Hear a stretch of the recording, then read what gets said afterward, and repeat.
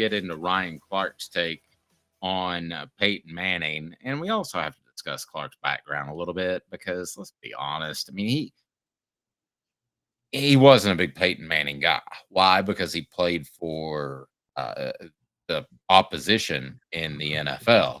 Ryan Clark also has SEC ties. So, and they're not at Tennessee, as we know. They're at LSU. He played for the New England Patriots, and they did what? They faced off against Peyton Manning. I also think before we get into the actual comments that Peyton Manning is begrudged by more analysts and onlookers than you think. Why? Because I think he's one of the few athletes, and I want everybody's thoughts on this. So take a second and listen to what I'm about to say. I don't ask you to stop what you're doing, Derek. I understand your plumbing, but take a second and give me your thoughts on this. I would argue that of all the athletes that I've watched and covered, that there are only a small amount that I know intricately. And I'm going to throw Michael Jordan in there. Why? Because we know so much about him with the documentary, and we've heard so much about him. But Peyton Manning is on that same level. What do I mean by that? He's a guy that truly maximized his ability. The bucket was empty. I don't believe, I mean, what he went through, I've been asked to not even talk about to make his hand better before he went to the Broncos. He couldn't even shake anybody's hand, Caleb. That's how bad off he was. And he went to some controversial medical options, which I don't really want to get into because now it's pretty open in terms of that. But I don't think there was anything left. I don't think Peyton Manning could have been any better of a quarterback for any of the seasons he played. I don't think he could have played another year. And the simple fact is, most athletes probably come away saying, you know, what if I'd have done those OTAs a little more often? So let's get into Ryan Clark's thoughts on Peyton Manning. But I want you to take this and give me your thoughts.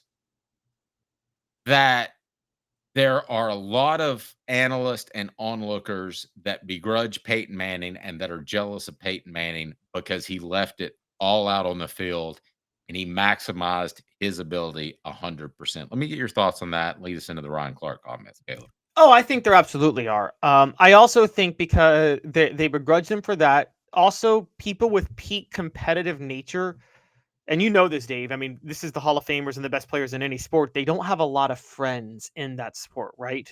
Because they want to crush the competition.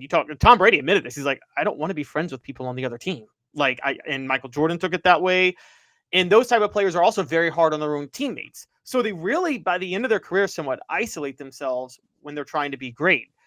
I think for Ryan Clark, his issue is a little more deep-seated because, and as we're going to show, this goes at the whole Manning family. This is based on, by the way, Arch Manning having such a bad start at Ohio State last week. By the way, there was no shame, and I say this all, there's no shame in having your first start be struggling when your first start is on the road against the defending national champions. That happens. Oh, yeah.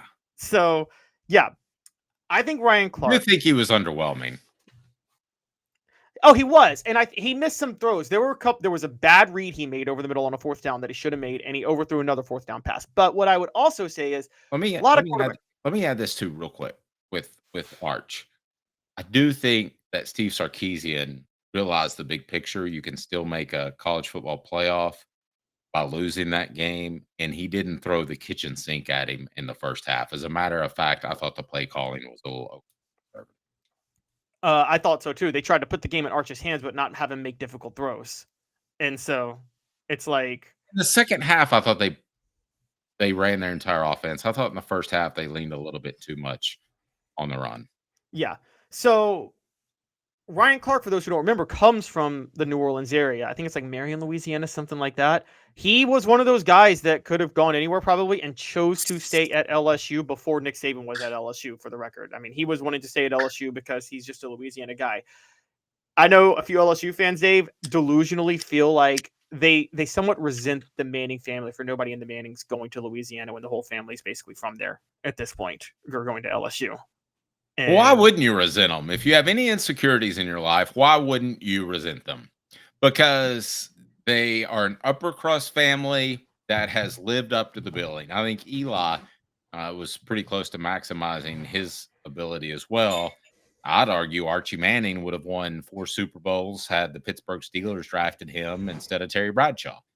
So I think he was the best quarterback that we don't talk about, Caleb. So why wouldn't you? If you have any insecurities in your life, why wouldn't you resent the Manning family? Because they have the silver spoon in their mouth and they live up to it. I mean, resent them if you want. I appreciate that. I'm not a hater, but for most people, I don't think that's a surprising human reaction. no, it's not. And particularly if you are Ryan Clark and you played high school ball when Peyton and Eli were both playing around that time, playing at, by the way, and as you know, this Newman High School, not during, now it's different now, but back then they weren't facing really tough competition at that time. Back then, the private schools didn't play a lot of elite teams, and there were major questions because of that. And if you're Ryan Clark, you feel a certain way. But this is pulling up the clip now. So again, this is Ryan Clark saying Arch Manning's not a generational talent, and Tom Brady and Drew Brees catch a couple strays too on this. And this is what he said about Brady, Brees, and Peyton Manning. And here is Ryan Clark speaking now. I'm just pulling it up right now. Few of them. I think there's less than what you think. I think John Elway was a generational talent. I think Patrick Mahomes is a generational talent. I don't think Tom Brady, I don't think Drew Brees, I don't think Peyton Manning are generational talents. I think Andrew Luck ended up being a generational talent. I don't think there's a ton of them out there. But so then what? Okay, that's idiotic. And let me give you a little background. Peyton Manning and Ryan Leaf's arm, for those that don't know or a little bit younger, here's the way those quarterbacks were painted. Ryan Leaf is the gargantuan, incredible talent. He's 6'6", which he was, by the way. Peyton, if you ever stood next to him, was huge, 6'5". So, but Ryan Leaf was the guy that could throw it through a brick wall, and he was amazing and all that stuff. And Peyton Manning was a cerebral quarterback. That is bull stuff. Period. End of discussion. They were very comparable in their physical ability. For those that watched Ryan Leaf, he was heavy-footed when he left the pocket. Peyton couldn't really run either. As far as arm strength, I was told by somebody that was at their workouts that the arm strength was very comparable. And this notion that Ryan Leaf had an 11 on a scale of 1 to 10 arm and Peyton maybe was getting by with a 7 is bull. Go back and watch some of Peyton's greatest throws, especially his low-profile balls under 40 yards. They are bullets. If you don't catch them, they're going to go through your stomach. So that is all a bunch of bull. To say that Peyton Manning is just a cerebral quarterback is idiotic. He was that as well. So I just don't know. Those shows, Stephen A. Smith's making $7 million. So I'm not hating. Good for him. But when he bounces on those shows and I see other people, and having worked for ESPN, I do believe Ryan Clark and other guys are pushed to take controversial takes. I think this is one of those takes. Combined with his cerebral ability, that's a generational talent. And he was as physically talented as Ryan Leaf, which gets lost in all this. So, again, if you want to talk about John Elway being an overall great quarterback, if you want to talk Heath Schuler being an overall athletic quarterback, we can go down that road. Dan Marino couldn't run, but he had the quickest release and the best pure passer that I've ever seen. Is that talent, or because he can't run the 40 and 4.5, is he not talented?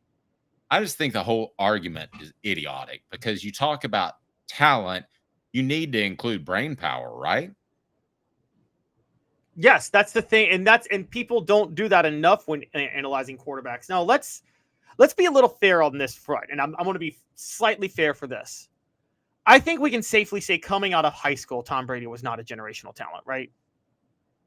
Like, he barely got into Michigan, honestly. Yes, and I mean, this sounds crazy, but I think that Peyton Manning was immensely more talented. I mean, he could dunk with 2 hands. Does anybody know that? Yeah, and I was going to get to Peyton, but so the reason I'm bringing that up is because Brian Clark brought up Tom Brady, Peyton Manning, and Drew Brees. If you're talking about coming out of high school with just raw talent, fair with Tom Brady. I think Tom Brady was more physically limited than even Peyton Manning. I don't think anybody overcame physical limitations like Tom Brady did to become a elite Hall of Fame quarterback. I agree. Drew Brees, maybe not. Maybe you could say he wasn't generational coming. I mean, he played at Purdue, but like Peyton Manning, coming out of high school, was the most sought out quarterback even to this day. I don't think there's ever been a quarterback as sought out on the recruiting trail as Peyton Manning. Maybe Trevor Lawrence, right? Trevor Lawrence was the only one close to Peyton Manning. Am I missing somebody? No, I mean, I can roll with that. If you're talking about generational talent, you want to say Jalen Hurts is a generational talent. I'm just throwing that name out there compared to Peyton Manning because he can run around. I mean, that's fine. I mean, that's a different skill set. But Ryan Clark is he more athletic than Peyton Manning? Certainly. Does he look at it from that perspective as, hey, I'm a skill position top player of an athlete. I am a better athlete than Peyton Manning. Yeah, if the two play basketball, I'm putting my money on Ryan Clark. But I guess what Ryan Clark is trying to say is like you would say the total package where they have the athletic. You know what he's looking for? He's looking for the physical athletic abilities of a Cam Newton with the accuracy of with the arm strength and accuracy of a Brett Favre. And I mean, I guess that's generational because yes, I guess, okay, Peyton Manning can't run as fast. It's not as mobile as Patrick Mahomes or even Aaron Rodgers, but you're right. I mean, that's particularly in the 90s, that was very overrated. I mean, and also I think part of the thing I think we're missing is I think we see drop back passers and we immediately think unathletic. And you're right. No, they're athletic still. They're athletic in a different way. And I also think that Peyton's Denver time has skewed. You brought it up perfectly. Peyton post neck surgeries, people are remembering that more than they're remembering prime Peyton Manning with the Indianapolis Colts, where Peyton Manning, like you said, would throw darts. He threw bullets and he threw passes that literally he had 2 5'11" receivers and he would drop dimes that only they could catch. You know how hard it is to drop a dime to a 5'11" Marvin Harrison? I know he's in the Hall of Fame, but like Marvin Harrison couldn't win one-on-one battles with cornerbacks. Peyton Manning had to drop dimes to him for him to catch those balls. Totally agree. Totally agree. What the H, brought to you by Rick Terry Jewelry Design. What the H? Wow, I never worked hard on anything. What a cool life. For real? The Dave Hooker Show with Caleb Calhoun. Represented by T. Scott Jones. ThanksandJones.com. Tennessee's trial attorney. From the Ted Russell Ford Lincoln Studio, East Tennessee's #1 volume and customer service dealer. Ted Russell Ford and TedRussellLincoln.net. Now to the Dave Hooker Show on Off the Hook Sports. So make it a poll question, and that is, it's What the H, brought to you by Rick Terry Jewelry Design. Caleb, Ryan Clark is an idiot, jealous, or on point? Let's make that the poll question. What the H, brought to you by Rick Terry and Rick Terry Jewelry Design. I've got some exciting things to tell you about Rick Terry, who is bringing about some checkerboard jewelry that is absolutely gorgeous. I'm going to meet with them today. I'll have more info on Monday. What the H, brought to you by Rick Terry Jewelry Design. Vote in the poll question. Ryan Clark, idiot, jealous, or on point? Having been in the jewelry industry for a long time in the Knoxville community, I saw a need for a jeweler, a real jeweler. Our ability to do these designs has really been based on the customers bringing new things in and challenging us as a store. Our goal is not to tell anybody what they want. Our goal is to listen to what they want and then help them get there. Schedule your consultation today to get your special someone the perfect custom gift just in time for the holidays. Love Steve's take. He's a jealous idiot. Maybe so. Gene says, welcome back, Dave. Hope you're okay. I am. Thank you, sir, for tuning back in. I apologize for my absence. So I know it's early, but what do we got from the poll question right now?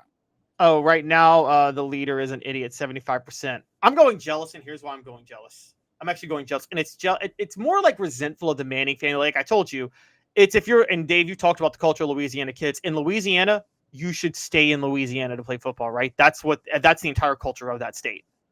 And the Manning family, they've all left Louisiana to play football. I think what's interesting about what Ryan Clark said as a Louisiana guy in high school during the 90s, during that time. Ryan Clark.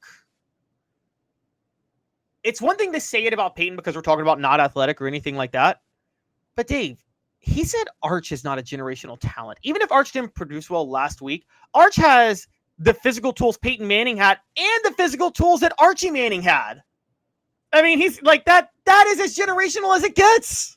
Well, but again, I'll go back to what I say. Maybe I'm disagreeing with you just a little bit. I think to be a generational talent quarterback, you've got to have the stuff from the neck up, and I don't know that Arch has that yet. But I'm saying if you're just judging straight on like what you see they can do before you can judge the head, there's no way you could look at Arch and say he wasn't a generational talent given his physical abilities. I can roll with that. Yeah. I used to like seeing the toughest thing to judge about quarterbacks because coming out of high school is accuracy, because the high school coaches that put together these clips are only going to put the accurate passes up. But you can be 30% accurate and the rest of the passes are okay. That's why I loved watching quarterback cams. Because I'll tell you this, the absolute most important attribute a quarterback can have, and not close, is accuracy.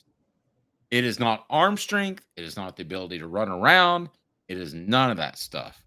So I will just tell you that I just don't believe you can judge that off high school tapes. And obviously Peyton was incredibly accurate. Man, I just I don't get that. I don't understand the argument there. I mean, again, you're younger. You didn't watch a lot of Dan Marino, but Dan Marino, was he a generational talent? Hell yeah. I mean, the guy got the ball out quicker than anybody I've seen before or since. He had a bazooka, one that Peyton Manning wouldn't mind having. It just, I don't even understand the argument by Ryan Clark, because when you factor everything in, including the cerebral aspect, I don't know that you could draw up a better quarterback than Peyton. No, I agree. I mean, Peyton Manning had everything you'd want to have in a quarterback. And I mean, I think if you did draw up a better quarterback, it probably would be Dan Marino. Dan Marino doesn't have a ring because now you wouldn't want his attitude, because as we know, Dan Marino demanded the Dolphins never give him a running game, and that's why he never won a Super Bowl. He actually actively fought getting a running game in Miami. And no, I mean, Super Bowl. Yeah, I mean, Dan was more about Dan than he was about the Dolphins. He was Wilt Chamberlain of the NFL. For those who don't know, Wilt Chamberlain never cared. He would run to the stat sheet to look at his box score after every game, never care if his team won or lost.